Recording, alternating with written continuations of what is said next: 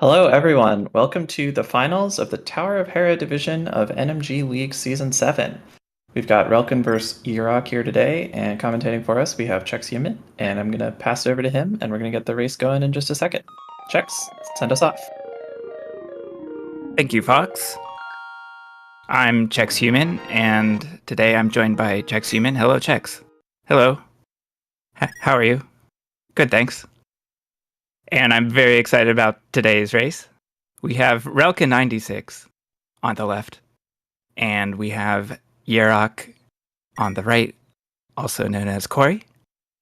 And we have two of our top runners. In fact, the two top runners of our top division, Tower of Hera. So it's a 2-0 matchup and the third week of NMG League.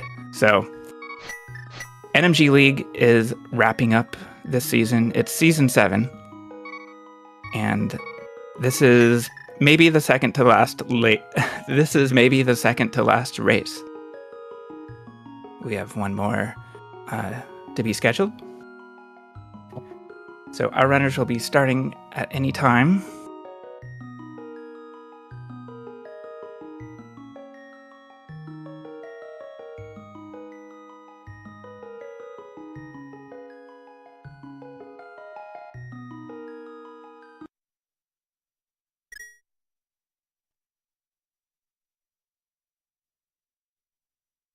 And they're just about ready. They've got their file names all entered.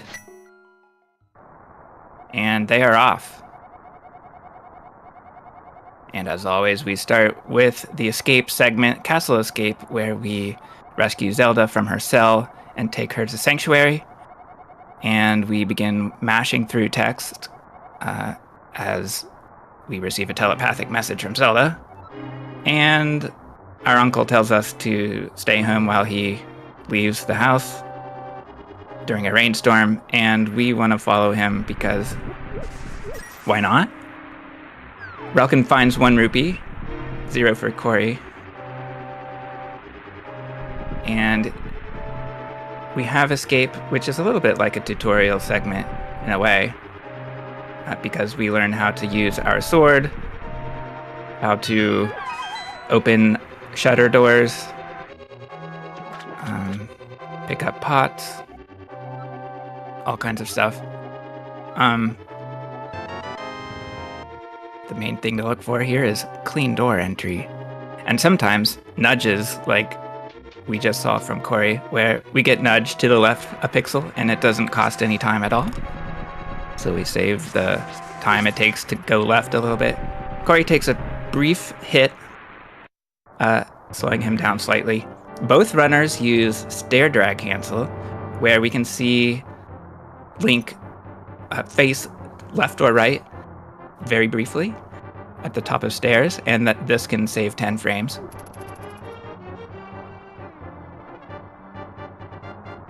And I think it's max 10. It might be more, actually. I could be wrong about that. All right, so what strats do we have for first key guard? We have left for Corey, up for Relkin. Up is a little safer and easier to do. Left is consistent and fast if it's done right. And we have stealth room.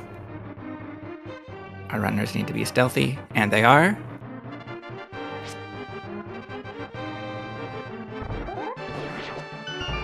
We have similar RNG. It looked like 2 up RNGs for green guard. And we get our boomerang, and one reason that we make boomerang our first item of the game is because it instantly appears in our item menu, our active item menu. So it's instantly equipped, that is, so we can immediately use it without pressing the start button. So we have ball and chains. Relkin is gonna take out the green guard. Corey is able to bypass it, but has a couple of clinks that happen right away.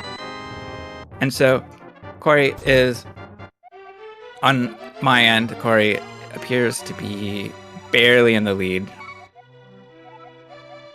Or rather, Relkin barely in the lead. Wow. Regardless, it's all about the same as they leave the room at approximately the same time. Wait, what? Okay, maybe I'm not looking at things correctly. Anyway, our runners are retracing their steps as I am experiencing time in backwards order. And we see both of our runners face up as they retrace their steps through a stealth room, and this always saves a frame. Because for some reason, facing right after facing diagonal loses a frame. I believe it's that order, but I could be technically wrong. I'll just preface my commentary by saying any fun fact about the game may be technically wrong, but mostly true. Or maybe even mostly false. All right, so Corey reaches the stairs in what appears to be just short of 4 minutes, 20 seconds. And Corey pushes the mantle with his head. This seems to be the best strat, even though it's cardinal movements all around.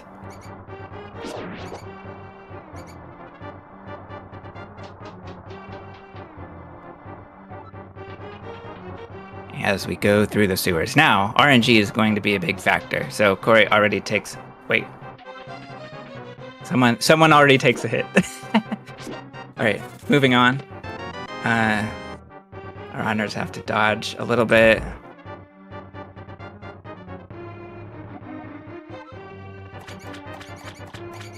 And we see a little bit of pumping through water.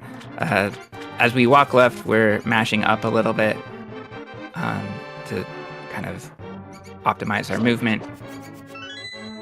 And there we go. We get a little bit of a north moving rat for Relkin, but it's not a big deal. Corey does appear to be ahead at this point. Relkin still has that 1 rupee from the initial bush, with Corey still at 0. Our runners will want at least 4 rupees,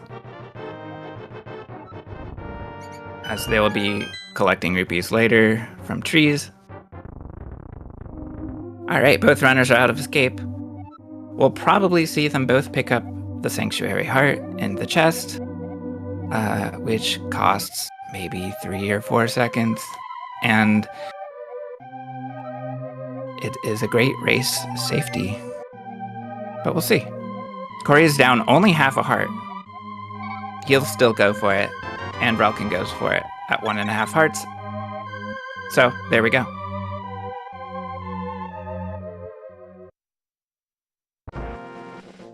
Off to Eastern Palace now. And we have Eastern Overworld. We are not saving and quitting to Link's house, which would be faster, but in this category, we are banning save and quit.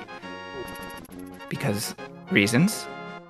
And our runners will be watching out for Octoroks as they approach that screen. The guards on these screens are not really of any consequence, although you do want to avoid them just south of Sanctuary by entering that screen correctly. No problems with Octoroks for anybody.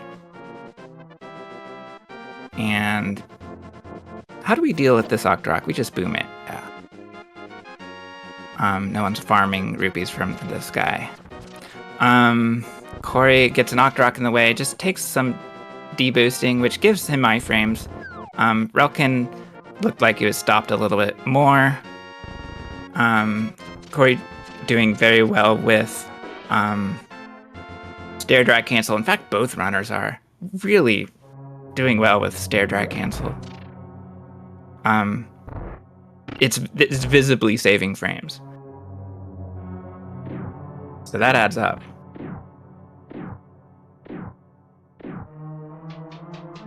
And we are in Eastern Palace. So this dungeon has a bit of a tutorial feel to it, because we get a big key out of it, and we know what to do with that. We can open a big chest with a big key, and then open a big key door. So we'll be getting an item out of that, the longbow. And we have to make a loop around the dungeon. So what's kind of neat about this dungeon graphically is we get to see it layered. So we get to see parts of the dungeon that we can't reach yet, or that we can reach in other ways. The upper layer here just takes us to a map, but we don't need a map in this category. And off to the first pot key. And our runners get it in very reasonable ways. That is, picking it up with Link's body, as opposed to the boomerang. And our runners go through the catwalk and will probably be pumping. I saw that Corey has an input display where he's pumping up on it. You can choose to do that, or maybe pump up and down to save frames. It kind of depends on your comfort level. It's not a huge deal. And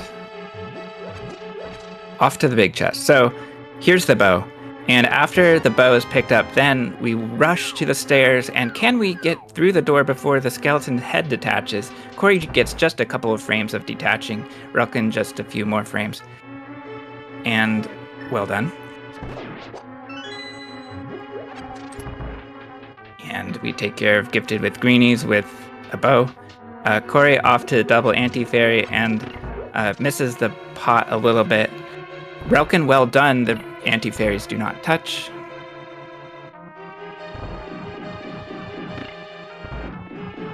And no problems with cannonballs. Now we have ZGR. So we need to take care of some rough RNG here. Relkin. Unfortunate 2-cycle for Relkin. Corey takes care of double readies, and now we're off to Armos Knights. And we have the down arrow strat, the Pinkus strat for Corey. And then Relkin is fighting Armos Knights as well, and does the older strat, the 5 right. Interesting to see, since we've seen in recent years most runners switch to the Pinkus strat.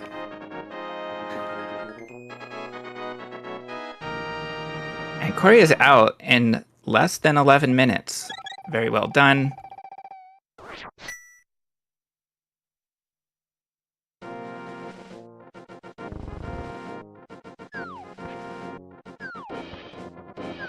And now we get the boots. Enough said. So we talked to Sahasrara. Some people see a cowboy hat on this sprite. But I don't know. I won't say one way or another. Alright, so we have spin speed. Corey pulls it off in one try. And we'll be seeing this a lot. And it's one of the flashiest tricks in the game. It makes speedrunning this category pretty appealing to a lot of people. It's also one of the biggest struggles of this category as well, because it's not always consistent per runner, per controller, etc.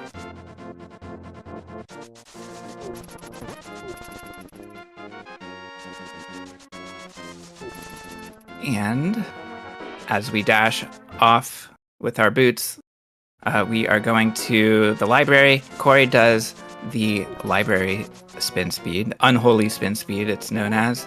Relkin goes for it as well. Oh, I missed Corey's route, but he does have a Corey route, basically, where he dashes north of the tree. So I forgot to compare strats at that point. That is okay. Now for library spin speed, this saves a bit more time because we're right by the ladder as we leave the screen. And we are off to the south part of the world now. And we get a menu here. No, we don't. So Corey does not menu here. Well done. Water dash. Not touching water. Relkin does menu here. Well done. He's able to use that time to double check his position. And Corey is dashing through the desert,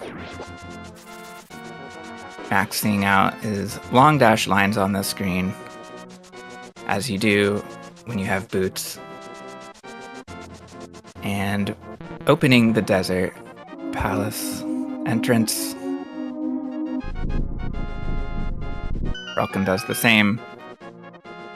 Prayers answered for both runners.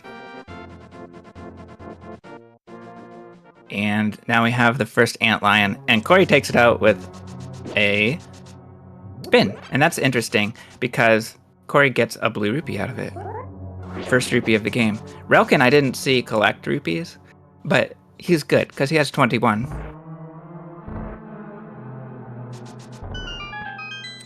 Off to the right side of desert.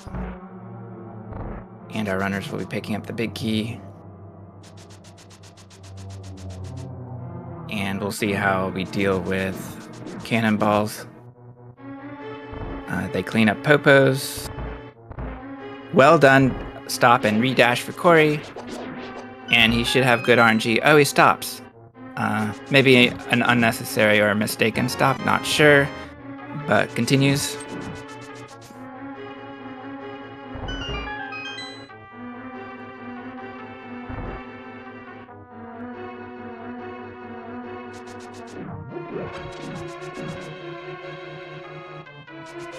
And we pick up some arrows as we want them for land molas.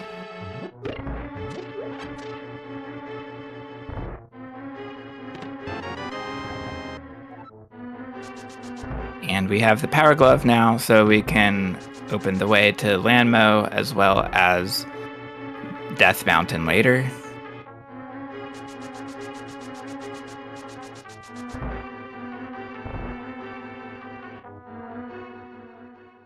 Desert 2 spin speed for Corey, well done. And Relkin does the same. Not sure if he gets it. Yeah. So, Relkin dashes it out.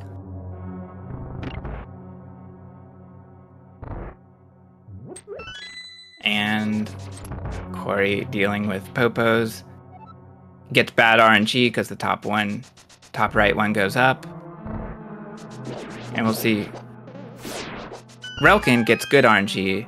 Right side popos go toward the door, which is where we want to go.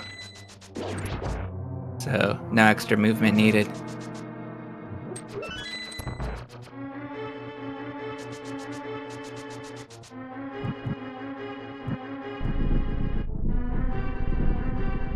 As we go into Landmo, we are going to watch how many cycles they get. 2 is optimal, and Corey jumps into the fight.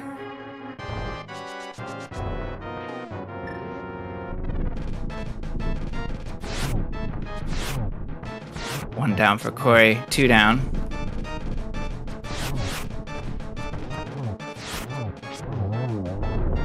Doesn't quite get a 3 cycle. Both runners still in the fight. Early 4 cycle for Corey. Relkin, I'm not sure what cycle we were on. I would guess that that was a 3 cycle, but I don't know for sure. And may have been a 4. And, yeah, could have been. And we have a longer hop than Corey wanted. He's going to use the left side, and so is Relkin. And as we escape desert. Both 4 cycle. Okay, thank you, Awase. And we are off to Hera. So Corey does a very short down movement before going dashing across. So we'll see him line up. No pixel boost, which is good. Corey misses the whirlpool, but gets it quickly in return. There we go. Relkin also gets the whirlpool. So no soft locks for our runners, and we are able to beat the game without resetting or saving and quitting. So that's good. Off to Death Mountain, Corey's in the cave to rescue the old man. And we have to mash, but we mash in a deliberate way where we know how many text boxes not each screen, but each box has, basically, because on the last text box we can mash more buttons, and we don't want to mash things like A or B or Y, of course. We'll slow link down if we do that. So on the last text box we can use L, R, and even X to clear the text box. In fact, really any button can clear a text box at the end. Oh, some bad RNG for Relkin on Death Mountain. And this is a very random screen, and obviously very unfair. Relkin makes it through without too much trouble, as Corey is a bunny. And do we get the quick warp? Yes, we do. So we now have mirror and transitions. So in certain X coordinates, we can save 34 frames when we enter a portal. And that happens on 2 X pixels every 8 across. So our runners look for certain cues to make that quick warp happen. Some use screen cues because the coordinate is based on our camera position. Others use positions where Link is standing. So we've picked up a key, we've opened up the basement, and now Corey is dashing in place. Well done, boom dash, and Relkin also gets the boom dash. And both of our runners can take a break while they do the room optimally, basically.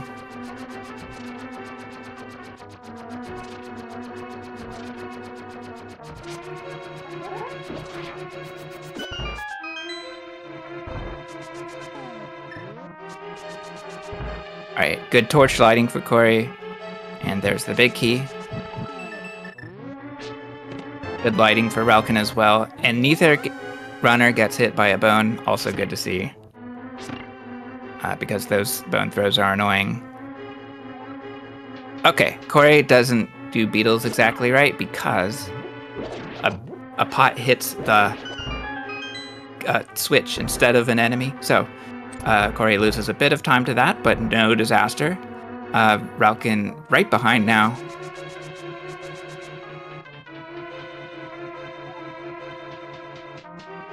In fact, our runners could be closer than they appear, based on slightly different timers.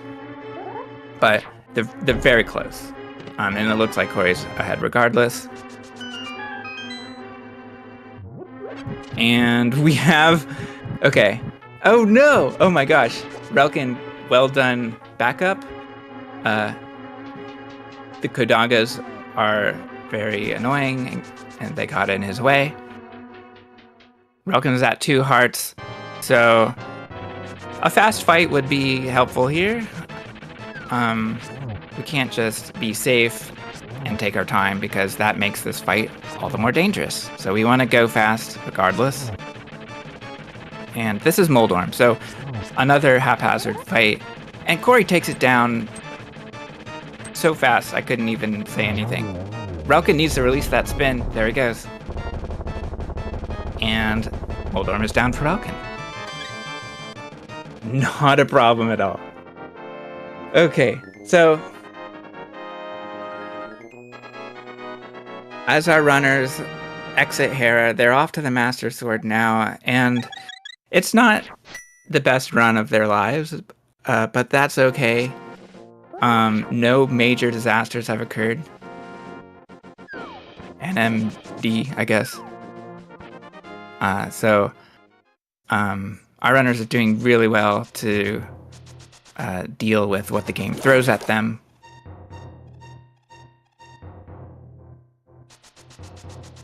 We have 8 arrows for Relkin, so a fairly low count going into Aga Tower. Corey has a comfortable 12. And now we have tree rupees, so we always pull that first tree for blue rupees.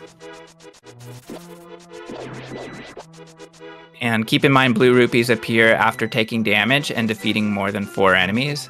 Our runners always take damage, by the way, no exception, because they always do the anti-fairy skip in Eastern Palace.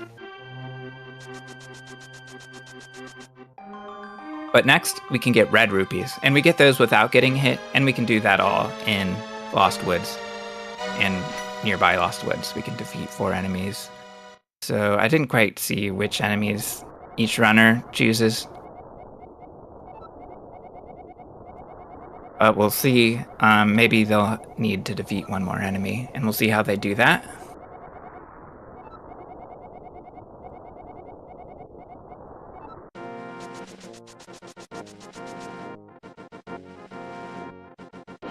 As Zelda... Okay, so Corey slashes down to get the bird. Relkin misses the bird. It looked like he was going for a bird dash. So we'll... Yep, he slashes the Hoarder. And our runners are not answering Zelda's call to go to the sanctuary where she's being taken away by guards. Instead, we're going directly to Aga Tower.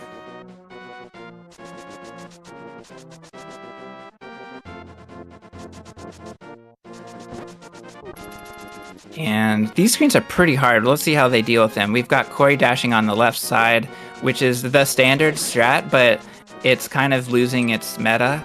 Relkin also does it.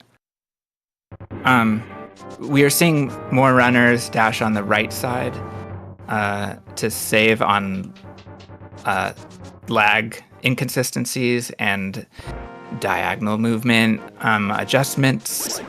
So, just a possible different strat. But regardless, both runners go into Aga Tower. We'll be seeing similar strats here with beams. Oh no, Relkin takes a hit before releasing the spin, which is a bit surprising. And that's pretty costly too. And Relkin doesn't know how much damage needs to be done to take out that guard. So now the spear guards become exceptionally difficult without beams.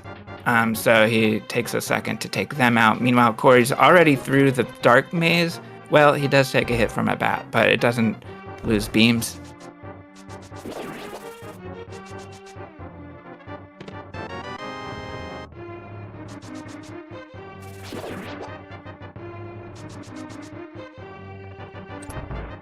And we have the dark pits. Corey's able to bypass the guards, no problem. Corey still has beams, so he's going to alert the guards regardless. And his movement is such that they don't pose a problem. And we'll see red alert. Here it is. Double spears was no problem as well. And we have circle of pots. And no problem. Relkin is out of arrows, unfortunately. But we'll get some here, and then we'll see some kind of backup strat for Pod. Corey's able to use beams on the catwalk.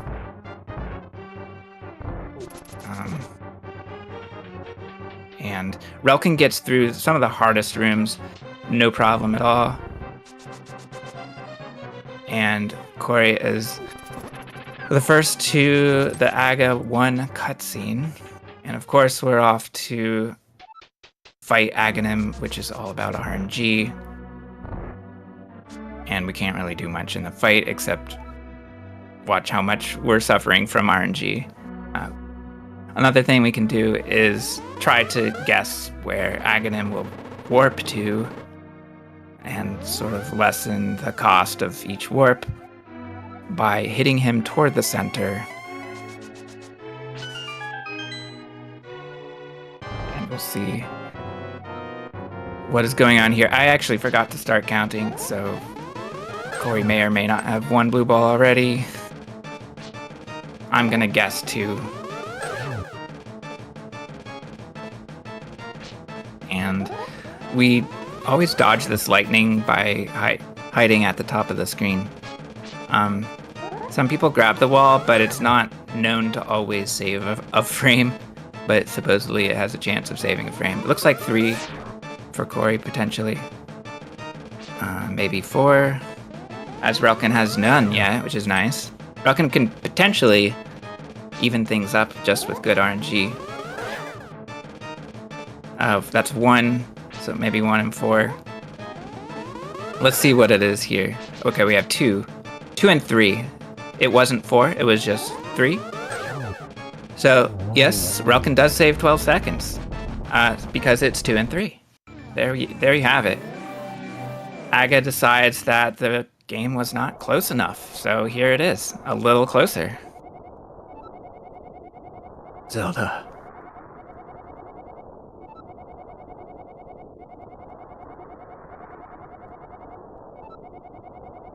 And here we are in the Dark World, so the difficulty ramps up a bit, and it's fun, it's challenging. We have 7 crystal dungeons to beat, and we're off to Pod, Palace of Darkness on the east side. The only dungeon we can reach. And that's because we need the hammer. Or something else. But the pod has the hammer. And we have a slightly challenging overworld here. It's a long overworld screen because we have to navigate the hedge maze. And luckily the enemies don't pose a problem here. They do on the way out. But now we have to talk to Kiki, which is an interesting challenge here because we want Kiki to be positioned in a way that it doesn't cost time walking behind Link. And look at that. Kiki doesn't have any walking time at all for Corey. And let's see what the hop is. Looks like a medium hop for Corey.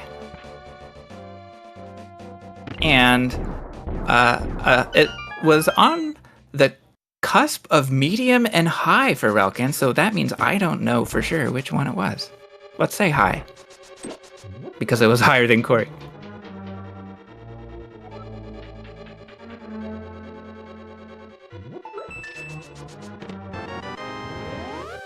And so we need to collect keys, and then collect the big key.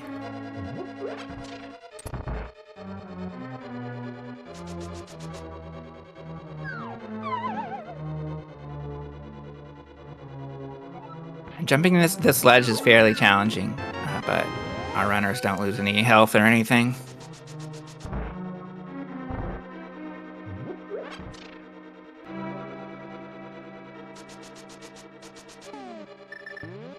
And we have... What is this? So Relkin dashes left. It's funny. I feel like this is sort of an old school method, and Relkin does some of these. Which is funny to me because I also do a lot of the old school methods and haven't changed my ways. But it's a consistent strat.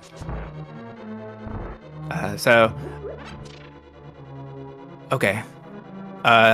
We have a Bari that shocks and gets in Corey's way. Relkin takes out the Bari. It's good to play safe. And now we're off to Hammer Yump. So Corey does a double bomb strat, and we'll need to... ooh, good correction. Uh-oh, Corey walked off. That is surprising. That was not intended. He'll just do it again. It's all fine. Relkin barely gets the bomb placed in time. It almost falls, but it's fine. Because Relkin got the hammer. Now Corey already blew up the wall, just needs to place this one bomb, gets it, and Corey falls behind slightly because of hammer jump, and that is a screen that is a struggle because it's a double pixel perfect trick, and if you mess it up, you feel like the run is over. But it's not over. And since it's a race, it's definitely not over. So, off we go. With the hammer, we are going to Helmasaur King now, so we have a few difficult rooms ahead. And how... Oh, I didn't see how Relkin collected arrows. Relkin had a 0 arrow issue, and I did not see how he recovered that. So, well done for Relkin, I suppose. I'm not sure how, but it was well done. Maybe it was drop arrows. Okay, Corey picks up a 10 drop. That's helpful. And that will make arrow farming less of an issue. Relkin got arrows from the jelly. That is handy. Thank you, Matt. So thank you to the RNG. And we have Turtle Party, Relkin textbook room. And off to the warp tile. How are we dealing with these turtles? We just walk up and dash through them. Oh, good turtles for Corey. And we have the Helmasaur fight, and this is a challenge because there's lots of RNG here, including fireballs. No fireball issues for Relkin. Misses the last hit, but then takes care of Helma, so all good.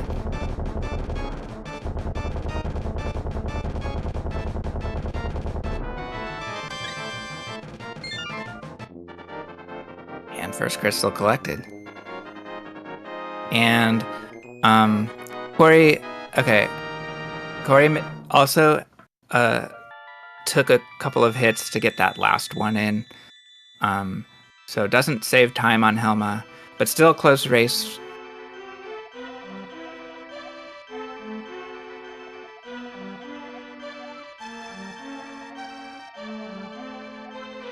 And so these runners are really good. They're dealing with the issues that they're facing very well. They're not losing too much time at all. Even with everything that the game threw at them, and missed inputs here and there. So our runners are flying through. Relkin out of Palace of Darkness in less than 36 minutes. Always glad to see that from my perspective. Corey will be just over 36 minutes. And so here's the pod escape on the Thieves Overworld right now for Relkin, and nothing gets in his way. There's opportunities for Ropas to jump in our way. Typically there are 2 that we just can't avoid damage from sometimes.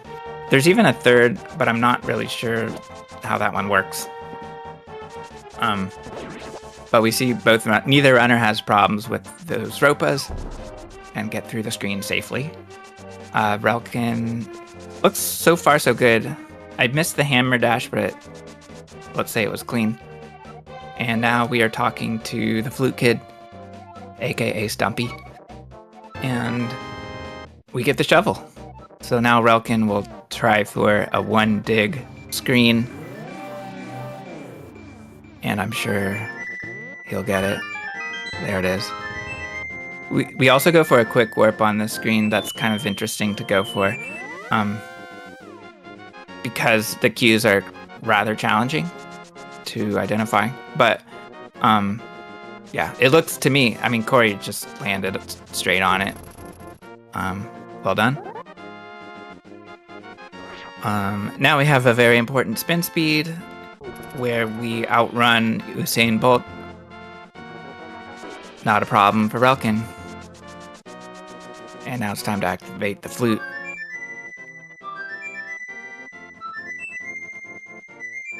Yeah, and talking about the Ropas on the first screen, Oase says the 3rd only hits you if you're too low on the dash down to the bird. And that makes sense. Because those Ropas can jump at varying heights. We don't want to walk too close to them. Okay. Now we have the 3 Musketeers. And well done for Relkin.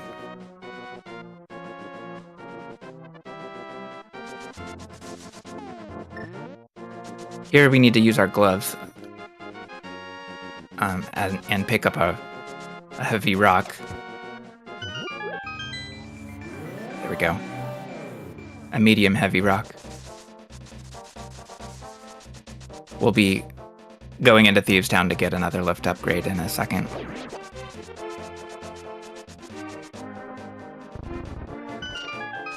And we have Relkin entering Thieves Town with 2:58 on his segment timer. Always good to see a sub 3-minute time there.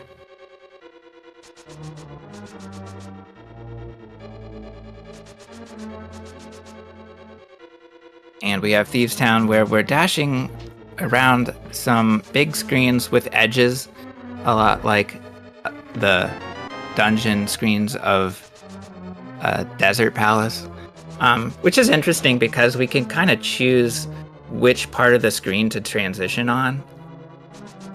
And so we want to get aligned for things like this staircase. And dealing with the big key is interesting because we're going to go diagonal to some degree. Just sort of a different way of dealing with a dungeon screen. And we're not going to see that again, I don't think. It's just those 2 dungeons that have screens like that.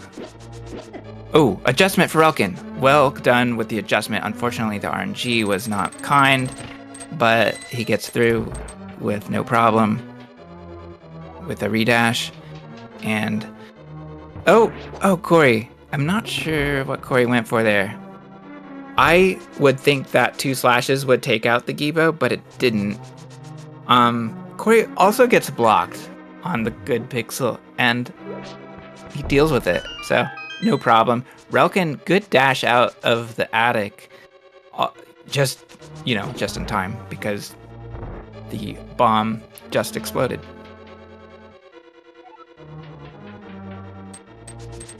Corey going into the attic now. Uses slash for timing. And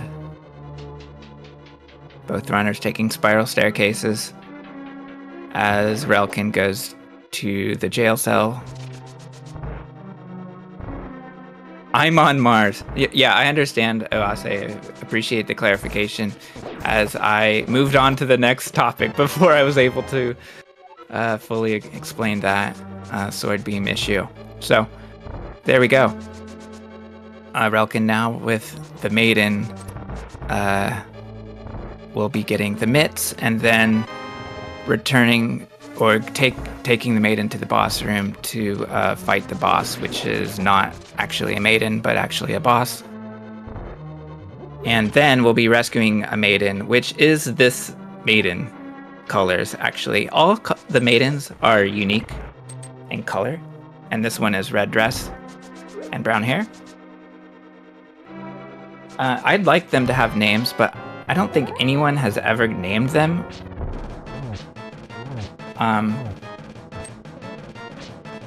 I believe one of them is also the granddaughter of the old man on the mountain, if I'm not mistaken. And I wonder which one that is.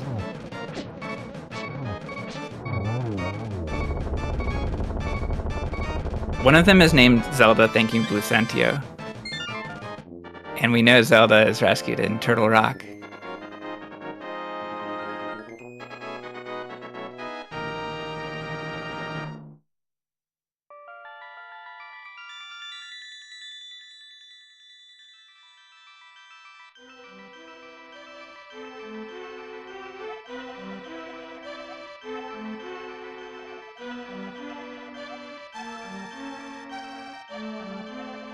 And blind is done.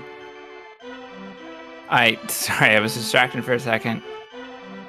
So, blind essentially takes 9 hits to defeat, and it doesn't matter what weapon you use. It doesn't have hit points like other bosses do.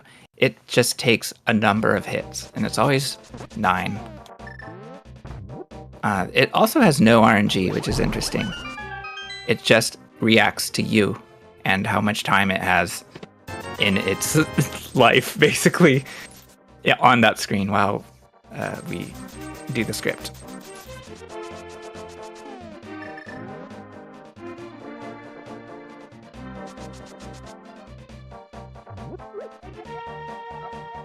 All right, so our runners will be picking up rupees, and they get 300 from the brewery as we now know it, and Relkin picks up the frog, and we'll be rescuing this frog, which is actually a blacksmith. And one thing I was reminded of recently is that it is surprised how Link's body has not changed its form, because the lore of the Dark World is that Ganon has thrown everyone into the Dark World, basically, and their body changes form into something that reflects their heart. And so Link's body changes into a rabbit. But once he has the Moon Pearl, he's able to preserve his form. So other characters are surprised about that. So even if you talk to the blacksmith as a bunny, he'll still be surprised that you've kept your human form.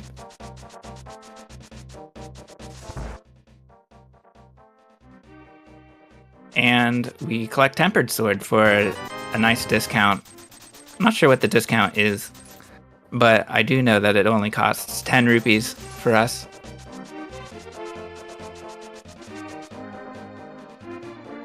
Yeah, where does Link keep all of his equipment?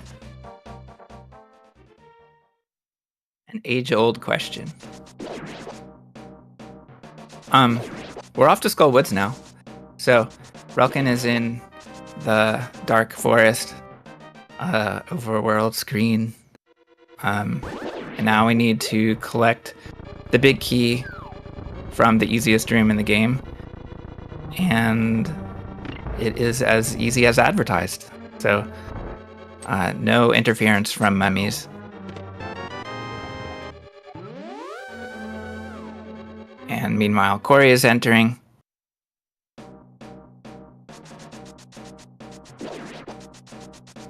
And so the mummies get in his way. So he's going to back it up with a pull, which is going to cost a second or so. Probably more. Relkin goes for a hybrid early bomb jump. And I believe he got that from TGH some years ago. And now Relkin has Fire Rod.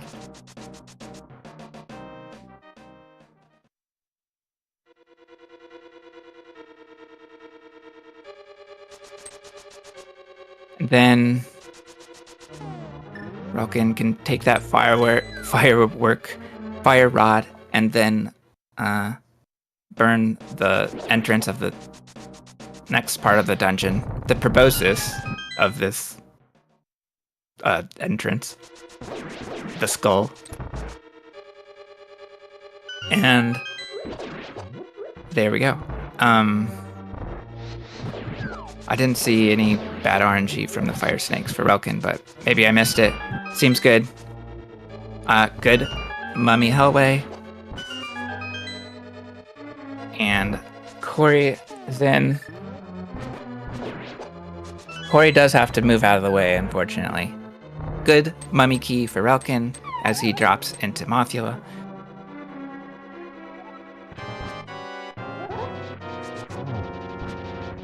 And Mothula is annoying because the floor is really annoying. And the boss is hard to control. But well done fight for Relkin, even though the RNG was pretty rough with the moth going to the upper left and upper right. Blue, you're not alone. And rough RNG for Corey as the moth sticks to the upper left, but Corey gets it out. And moth is down. So still a close race.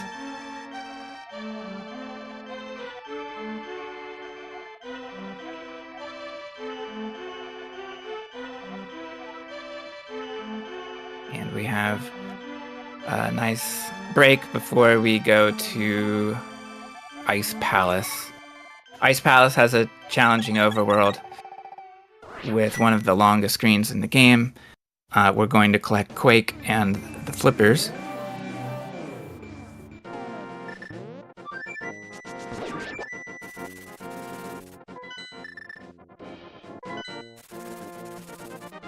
And now we are using our flute. So we're not only using the flute to warp, and we warp to Link's house, we also use the flute to reset the ancilla, what am I saying? The altitude of that ancilla slot to, I believe, I don't remember what it is, if it's 0 or like maximum height. I think it's maximum height because we, wait, no. I'm getting mixed up. Forget it. Basically, we want it at a certain value because it corrects the value that's used for the fire rod. And without that tooting of the flute, the fire rod ancilla kind of breaks. Ancilla is the stuff that Link makes. So these items that Link uses share similar values, and so the altitude is what we care about. We want that to make sure that the fire rod works correctly, that its area of effect is where we want it. So if it's zeroed out, it works well, and we'll take care of the first freezor, which is what we want to do in the first room of Ice Palace. So here we go. Relkin's got the Quake and is on that long overworld screen I mentioned. And now we have Relkin talking to Zora. Didn't look like there was any dips into the water, so well done.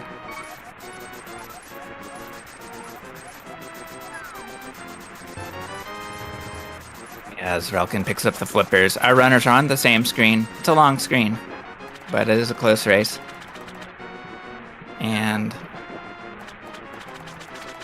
Relkin has the flippers, so he's able to leave the screen by jumping down some waterfalls. Kind of like Relkin's a bear, just flopping into the water to catch salmon. And there we go. Into the whirlpool, no problem. Relkin now transitioning to Ice Palace. So our fire rod is in working order, as I mentioned before. So we can take out the freezor, no problem, with the splash damage. And the splash damage works correctly because it has no altitude. All right. Anyway, we're in Ice Palace, which it can be a fairly consistent dungeon, but it has some very hard tricks. Most prominently, the Ice Palace bomb jump. Okay. Corey has a bit of an issue with a shocking Bari. Baris are incredibly annoying in this dungeon, and Ice 2 is no exception. And here we are with Relkin in bombable floor with RNG. The RNG was good, so Relkin makes it through with no issue. There's a bit of a glitch here with Stalfos Knights. The way our runners deal with them is a bit of a trick because the top Knight is not stunned. Looks like good RNG for Corey too. That's good to see. Good bomb jump for Relkin.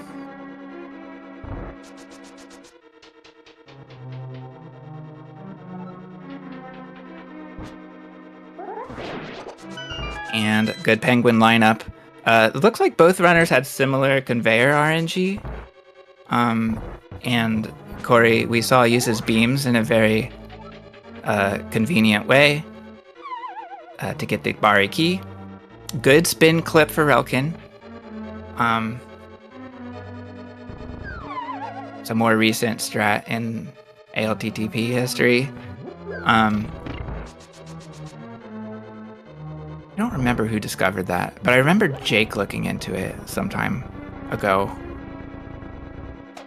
And there are a couple of strats. There's really two movements that are most common. Oh, Corey gets a movement coming out of the clip where he has to dash across. Okay, we have Cold Stare now for Relkin. And not a problem at all. Textbook fight. Using the single poke strat. And that strat is wrapped up with a slash at the end. As Corey drops into the fight.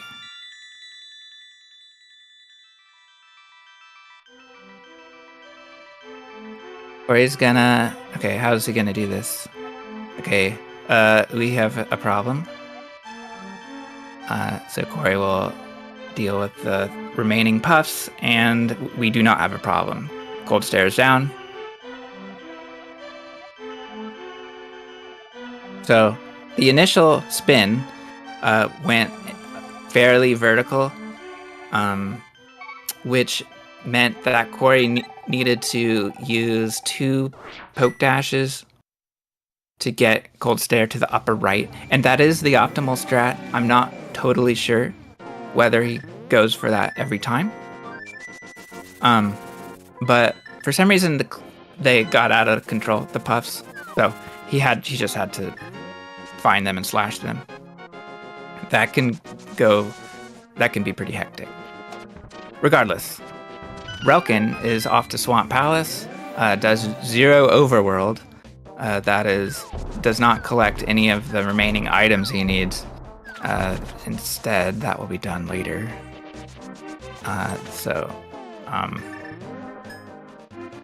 Corey, on the other hand, has a different collection strat, or route, that is. Oh, that's not shown right now. Okay, Corey goes directly to Swamp. So we have sync, basically, in routing for now.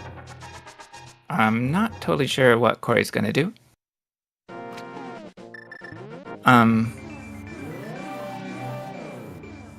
We do see a gold on Relkin's screen. I wasn't sure whether Relkin uses league splits or official splits. I think he does use his official or PB splits. So really good Ice Palace for Relkin, which shows a 611 segment. Very, very good. And meanwhile, we're in Swamp. So Swamp is not very damaging, but it is... well, the dungeon is full of enemies that are pretty annoying because they're so random and so numerous, really. Yeah, that's Swamp, really. We're kind of overpowered because we have Tempered already, and this is known as Dungeon 2.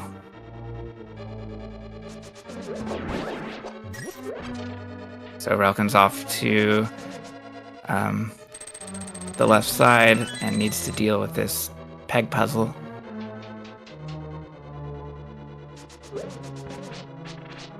And we have good... Oh, we have a bad bone throw for Relkin. It looked like it may have caused some lag. We did hear it thrown multiple times.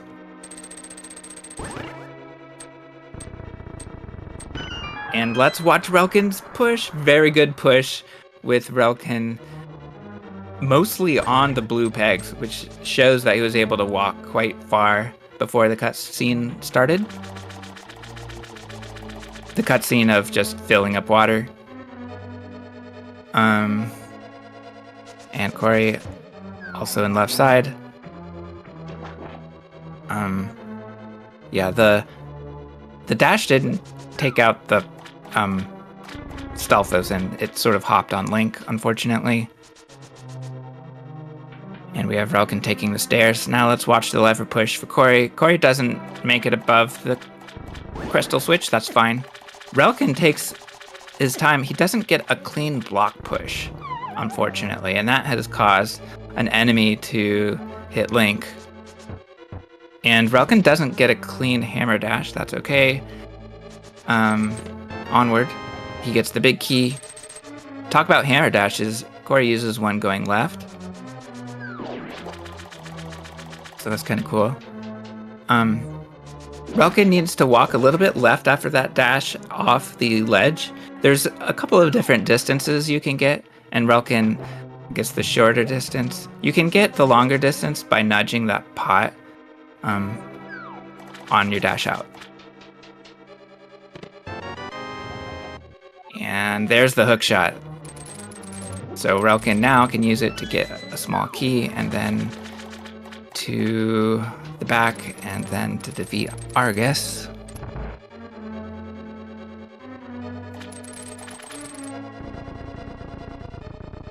And we have the hook dash room, and what Relkin did, it doesn't look like anything, but he pressed A at the same time that he used the hook shot, and for some reason this puts Relkin in a state that allows him to always pick up the statue.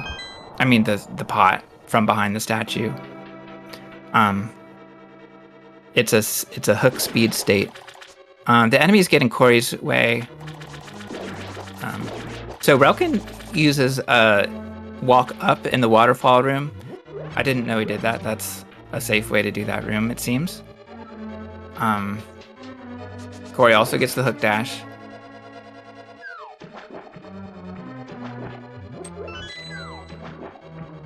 And for anyone just joining us, yes, this is a race of two people, the top runners of this bracket. Relkin versus Corey.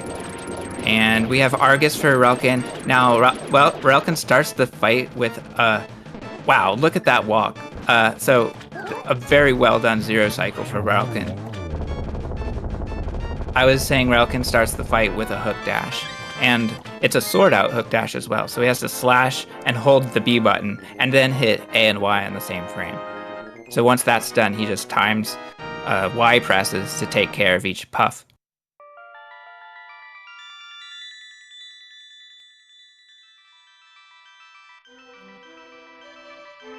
And then Argus fight for Corey. So Corey doesn't get the rhythm and will need to use a backup strat. So there's not really a good script for dealing with the rest of the puffs. But Corey takes care of it in one cycle. And there we go. So Relkin pulls ahead slightly, it seems. Furthering the lead a little bit. We're seeing 3 very good segments in a row from Relkin, and he's saved time on his splits in 3 segments in a row. So, okay, so we have dead rocks. This is really bad RNG. It's hard to avoid, and he takes damage as well, which is unfortunate because we want beams in Mire too.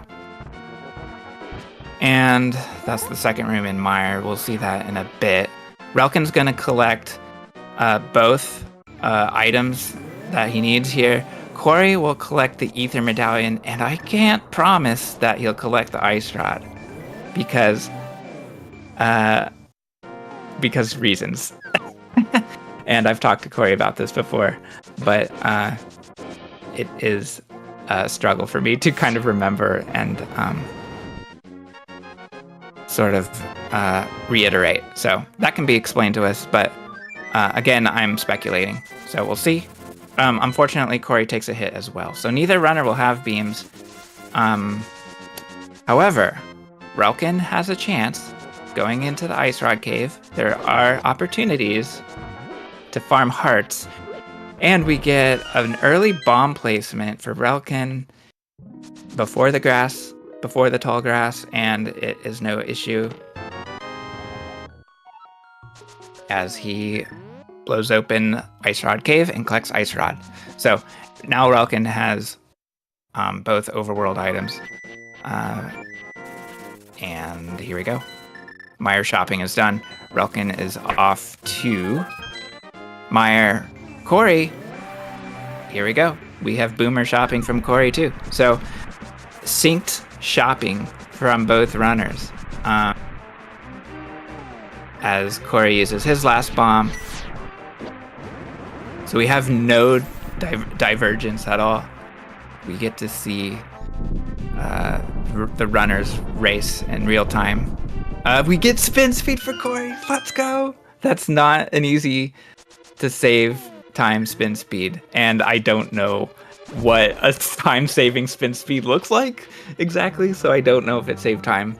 But it's amazing to see regardless. I don't think I've ever seen it, honestly, because I don't see anyone go for that. And Relkin is in Meyer. I missed the strat he used. Oh no. I think I saw him do an upward fire rod to gain a heart, which allowed him beams to clean up the room quickly. Either that or I imagined it. So regardless, good job. And now we're seeing Corey go into Meyer 2, also with one heart down. And let's see how he deals with it. And there it is, the upward fire rod shot, and he gets the heart out of it. Unfortunately, he misses the one cycle on the right side Wizrobe. But that's okay.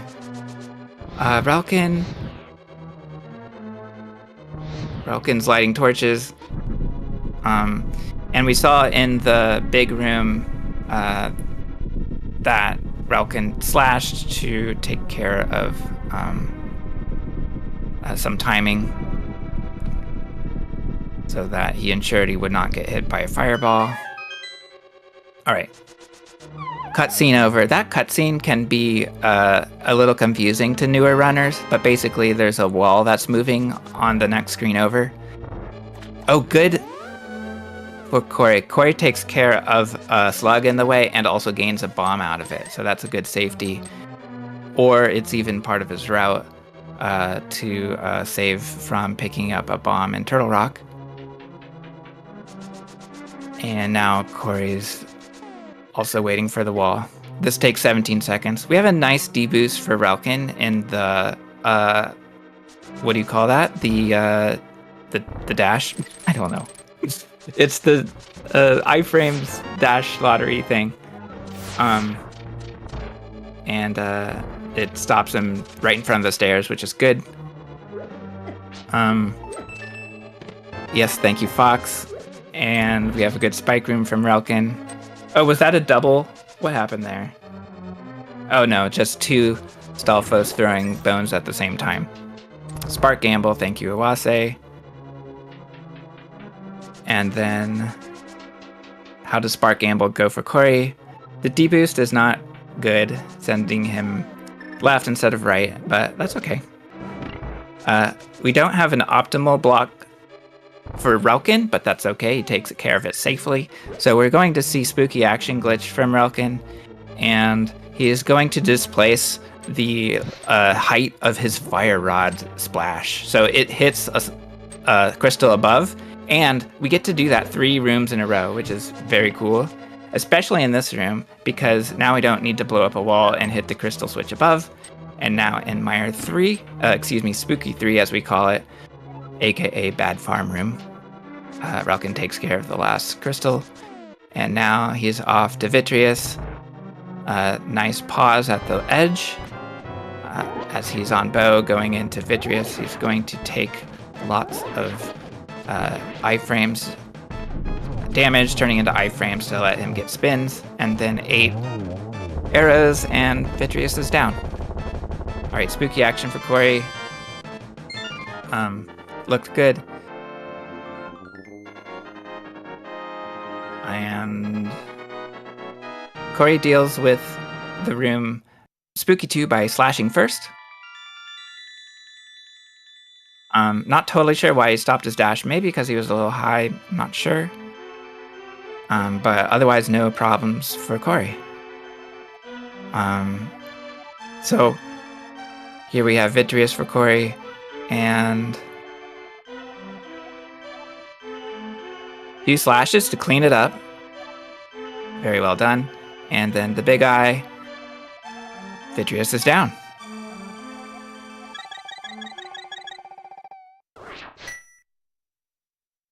And on Relkin's splits, we see a plus 12 on that segment. It was a really good segment, but the problem was all of that, or most of that 12 seconds, was just dealing with the dead rock that got in his way. So otherwise, really well done, especially considering we didn't have beams going into my R2.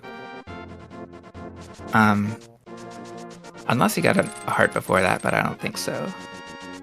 So, off to Turtle Rock, and we have very troubling screens. Relkin deals with them just fine.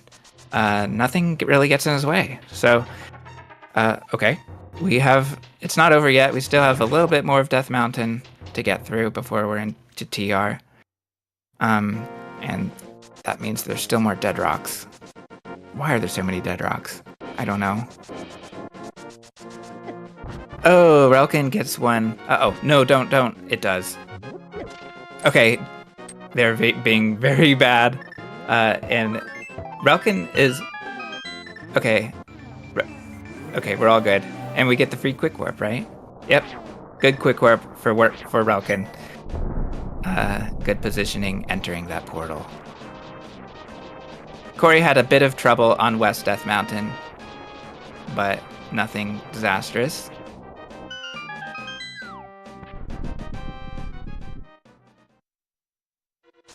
And Relkin's into TR. Relkin can skip the bomb pot, and Corey can skip it too. Relkin doesn't have beams available, but who does? Really? Okay, dead rocks are in Corey's way too, but not as bad. And there we go. We get the Yoho quick warp for Corey, and easy peasy. Relkin into the roller room, gets the hook, iframes, then takes intentional damage. And those rollers do 3 hearts of damage. Hopefully we don't take any more as we approach a screen that has 2 enemies that deal 4 hearts of damage each, and we cannot defeat them. But we hope for good RNG and deal with it accordingly. Let's see how it goes. That's Chain Chomps. So Relkin goes for right side. It looked promising, but wasn't good. Let's get a nice backup. And we have a very slow Chain Chomp on the left, which means the right Chain Chomp got in our way, and it goes up again. Surprisingly, that was really bad RNG. So that takes out Relkin. Really, I don't blame him for doing exactly what he did. I would have done exactly the same thing in his shoes. So that's really bad RNG, and Relkin will start over.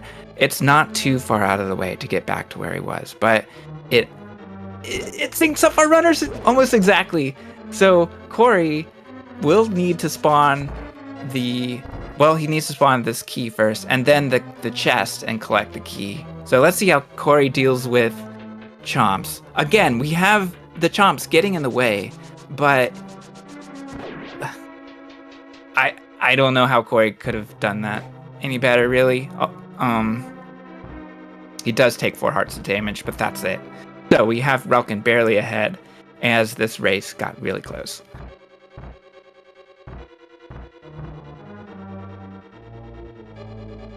And we have Corey collecting arrows.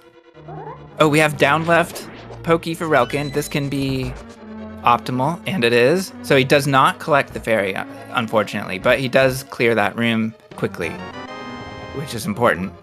Okay, we have a spin for Corey that appeared to be it was just off vertically a little bit, and unfortunately the room gets out of hand.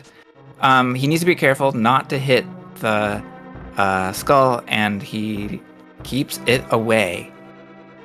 Good. He does not take any more damage. As Relkin goes into Pokies 2. So here we have 2 Pokies. They have 16 different RNGs because each one can move in 4 different directions. And we have a hit for Relkin, so that's unfortunate. He needs to be very careful for the rest of this dungeon. And Corey is off kilter a little bit, entering the pipe suboptimally, but we don't care about frames too much right now. We have our runners in predicaments. So Relkin takes care of Crystal Roller, no problem. Corey takes care of Pokies 2, saving a little time on Relkin.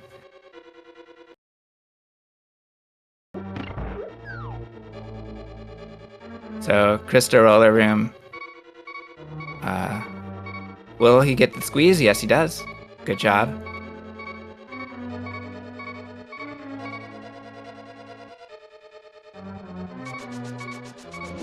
And we have Relkin at 2 hearts. He'll just continue. Let's see what strat he uses. The block strat. Good dash for a laser skip. Makes sure not to take any laser damage on the way out. And Relkin's into the peg maze. So how does this go? Relkin gets the anti-fairy in a bad place. Corey goes for fast laser skip, doesn't quite get it, but that's okay. Backs it up. And Relkin is at 2 hearts going into Trinex, and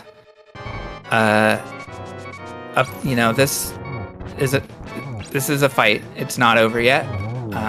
But hopefully it goes the same way every time. And we're down to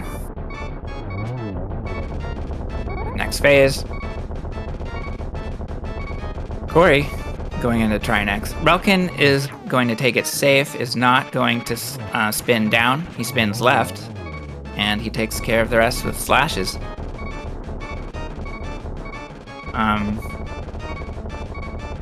And we have Corey. Doesn't get the dash down since the ice head dodges left. Or just moves left before Corey gets there, but ice head is down. Corey going into phase 2. And well done, phase 2.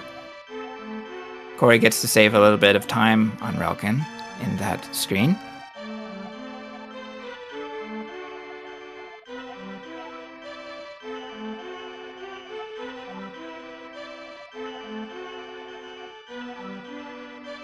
And we still have a fairly tight race. Corey's just a bit behind. And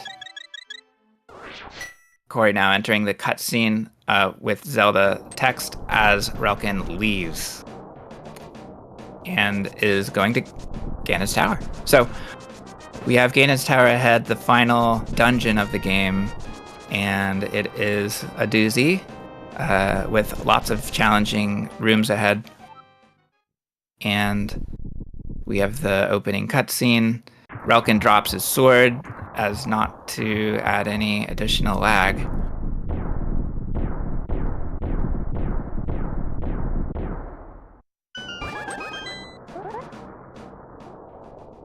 And we have a good sword out hook speed to save time climbing, just like we did in our overworld earlier.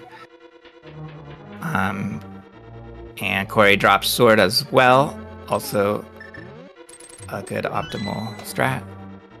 And Relkin goes into a very challenging room called Spike Skip. Let's see if he gets the Spike Skip. He doesn't go for it.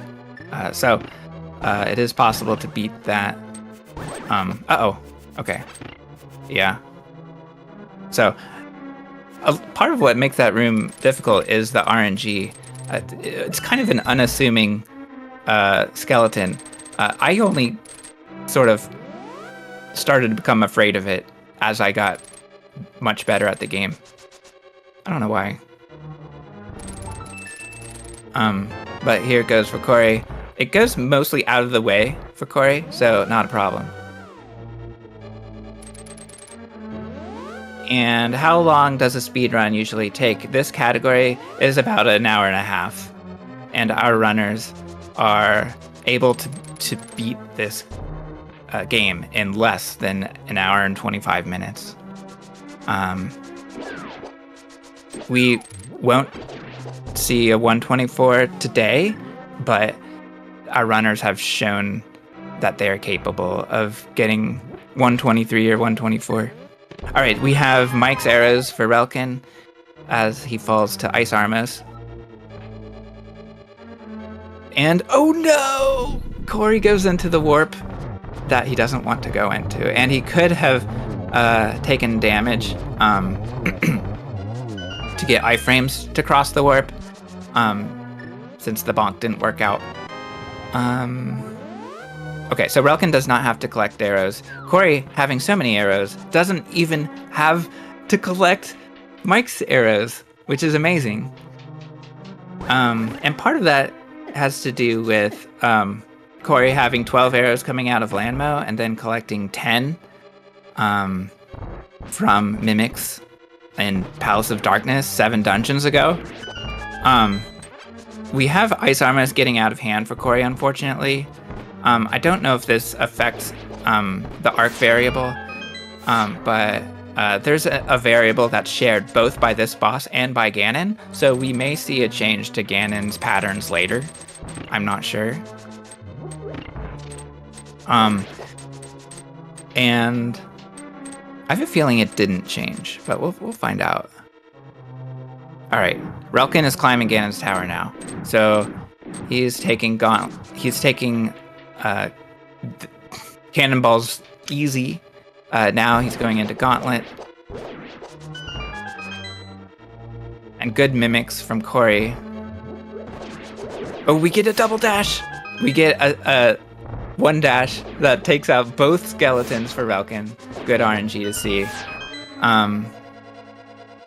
G2, Relkin does a loop around with a dash, but not a problem at all. Very fast for a loop.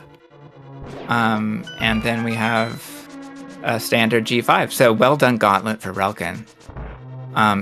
So much time can be lost in Gauntlet. It's nice to see Relkin handle that really well. G1 goes a little off the rails for Corey. And now we have Lamo 2 for Relkin. No problem.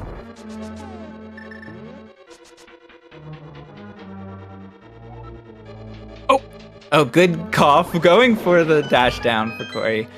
He doesn't get it, though. There's a 2-frame window where that dash even works. And it's a 1 pixel wide space for Link to go through. And nice whiz robes for Relkin. Taking them out with Samaria. Corey going into Lamo 2. Oh, he doesn't get the lineup to deal with the first worm for some reason that I'm not sure of. Maybe it's a missed input, perhaps. I'm not sure. Relkin.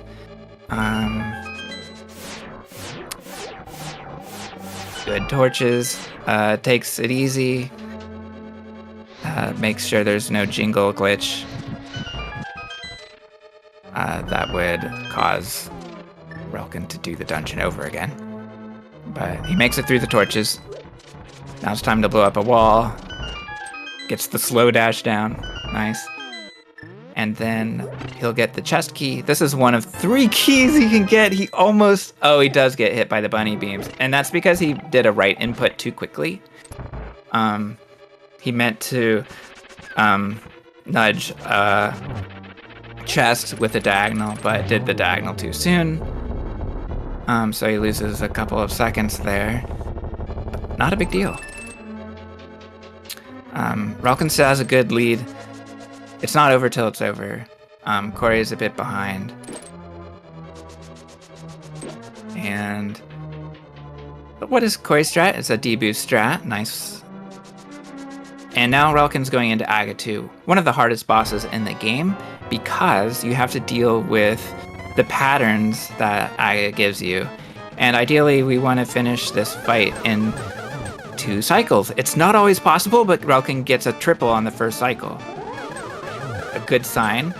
We get a blue ball from Aga, making it impossible to do a 2 cycle, but Relkin gets the best cycle he can possibly get, which is a 3 cycle on those patterns.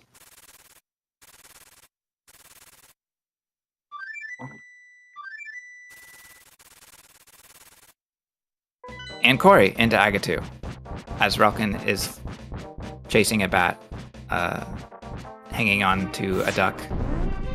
Okay, Corey gets a pattern where he's unable to get in position to deal a hit.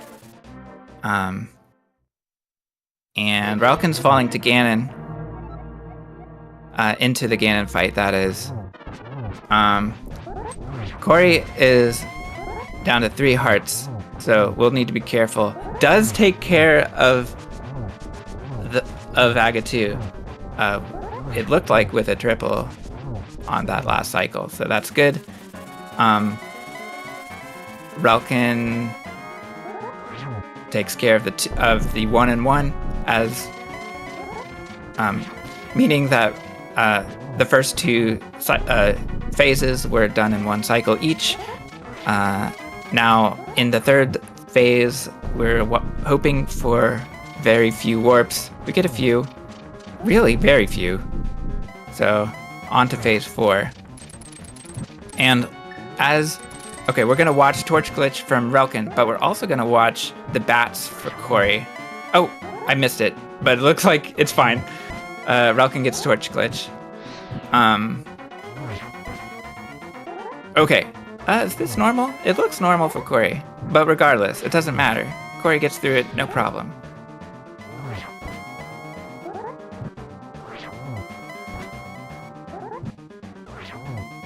Okay, so with following this rhythm, Relkin can take care of Ganon, and there he goes. Ganon's down, and GG to Relkin. Relkin will finish in 1st place.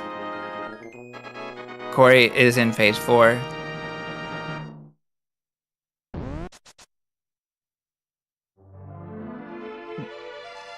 Nice run. On Relkin splits, it's a 125-43. And in ZSR bot, so thank you, ZSR bot, for reporting. And there we go. Okay, so Corey takes Ganon down. GG's to both runners.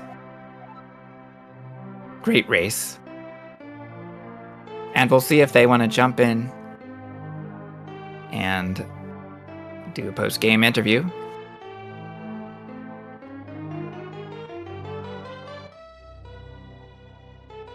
And it's a 126-23 for Corey.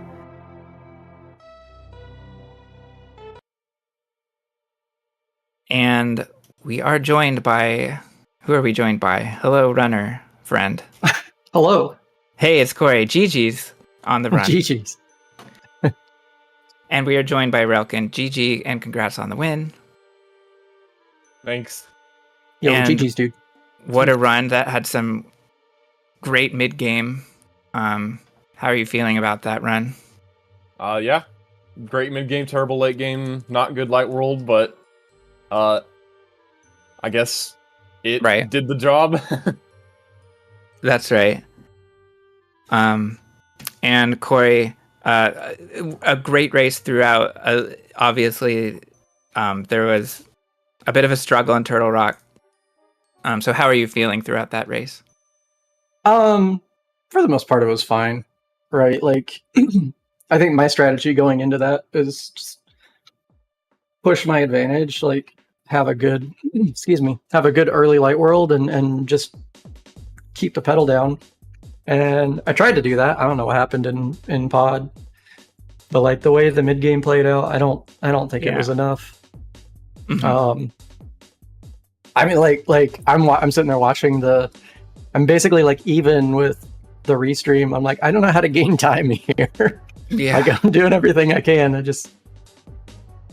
It's fine. Like I went into this with just like, let's go have a good race, have fun.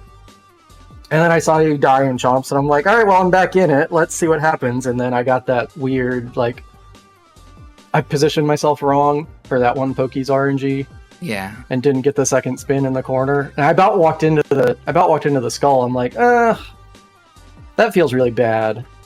Yeah. Where I'm at with my health situation. Let me go up here. And then I just had a fun party with the switches. Right. And just gave all the time right back. It's like, okay, cool. That's right. And yeah, I saw that Chomp's death for Relkin. I would have moved the same way that you moved, Relkin, and it just seemed so unfortunate that that right Chomp went left and then up the way it did. Yeah, that, like, the entire Chomp's room, like, I just did not. I don't know if there was any good solution, good choice there, based on her initial movement. So I was just hoping and praying that I would just make it through, and I did not. Right. Yeah. It seemed to me that you had an opening on the right side initially, and then the beam was too far to the left to avoid that Chomp that continued to the right. So it was like you had almost no window to work with there, if at all. Yeah. Yeah, mine was similar. Yeah, mine exactly. was pretty similar. I had to go to the right, and then he just started going in a place that was going to block it. So I just put the blocks as far to the right as I could, and as soon as I got hit the first time and saw that I was gonna get at least some iframes out of it, I was like, okay, fine, I can at least get out of here. Yeah. I see OOS. I don't think Block Blast was winning that because I had a really terrible first movement on the left side. Unless he stopped early, which as soon as I saw him go down, I stopped looking at him. So I don't know. Hindsight's 20/20, I guess. Yeah. But no, it was a fun race. It was a fun league. Definitely. Your thoughts on League? I mean, I love League. It's pretty fun. Yeah, I would say this was a pretty good league. Yeah. Yeah, and you got through 3-0, so well done. Yeah. I don't know, what more could I ask for? And have you thought about your charity of choice? No, I haven't thought too much yet. Still thinking about it. Sounds good. And Corey, I cut you off. I don't remember what I was thinking about saying. Okay. It's okay. It okay? Yeah. It was really fun to commentate. A close race throughout. And that is really the summary of the whole thing. So, nothing else to add. Any other comments, Relkin? Thanks, Chex, for being the one person that signed up to calm the finals. That I was a little scared, going in yesterday. I was like, wow, no one likes us. No one wants to do finals. What the heck?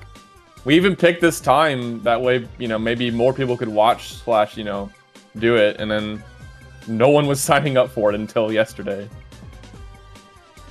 It's all my fault, dude. I'm sorry. I appreciate you, Chex. Oh, you're welcome. Yeah, I don't know what it is. It's a summer feeling. It's people doing things. I'm not really sure, but that's okay. It was fun. Mm-hmm. Yeah. Any other thoughts from you, Corey? I mean, other than to say thank you to everybody involved for putting this on. I really did have a pretty good time. Quals were a little sticky for me, but League itself, that's the way it goes, I guess. No, I did have a really enjoyable series of races with people. So I'm happy about that. Like, It seemed like there was a rally during quals where we had a bunch of people join at the end. So it was pretty cool to see another league with 3 divisions. Or yeah, 4. that was really nice for sure. The only other thing I have to say, which is probably for most of this audience, is I think the next thing coming up, maybe Fox wants to talk about this too. I believe the next thing coming up is Speed Gaming Live for like this whole group of like league and league adjacent things. Yeah. NMG tournaments. Yeah. That's going to be a lot of fun. Yeah, I'm looking forward to that for sure. I think I guess we'll need to start putting together like announcements soon, since we're inside of 2 months out. But it's gonna be pretty interesting. It's gonna basically be like a league in and of itself, just like contained within an entire weekend. Yeah. Which is gonna be pretty fun. Definitely. Yeah, 24 exactly. So 24 people in this league meant there were 3 divisions. And yeah, looking forward to SGL. Well, thank you both. I will throw it to ZSR to take us out of here. So it's all you, Fox. Thanks, Jex. Thanks, Relkin and Corey. Yeah, excited for SGL tournament for sure. Looking forward to that and getting some announcements out. GG's to both runners. We're going to head over to TGH today because not a lot of NMG going on right now. There's some more races coming up on CSR later tonight. I lost the spreadsheet. We've got MMR Standard Tournament Season 5 qualifier this evening. We might have some Breath of the Wild Master Sword restricted, but not sure if those are going to happen yet. So come back and check those out later if you're interested. And thanks again to the runners and Chex for commentating, and I'll take us out of here.